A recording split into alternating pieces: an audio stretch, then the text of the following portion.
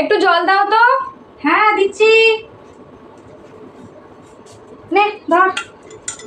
মা, একটা কথা বলি, এখন তো লাভ ম্যারেজই বেশি হয় তাই না? কত লোকে প্রেম করছে, প্রেম করে বিয়ে করে নিচ্ছে। হ্যাঁ সেটা তো ঠিক কথা, এখন তো 100টার মধ্যে 99টা লাভ ম্যারেজই হচ্ছে, সোশ্যাল আর কোথায় হয় এখন।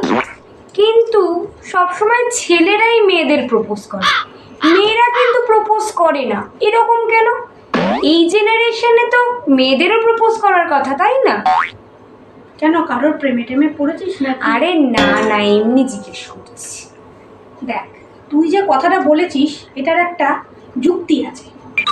সেই যুক্তিটা হচ্ছে, মেয়েরা প্রপোজ করে না তার পেছনের আসল উদ্দেশ্যটা হচ্ছে, রামের যুগে শূর্পণখাকে তোর জানা আছে? হ্যাঁ।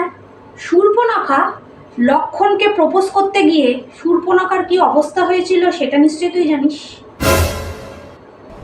কারণ সেই ঘটনা ঘটার পর থেকে মেয়েরা প্রপোজ করতে গেলে ভয় পায়, শূর্পণখাকে স্মরণ করে। এই জন্য বর্তমান যুগেও মেয়েরা প্রপোজ করে না, ছেলেরাই প্রপোজ করে। এই জন্য তুই যদি কারোর প্রেমে টেমে পড়ে থাকিস, প্রপোজ করার কথা ভাবিস না। তোর আবার না থাক, বললাম না।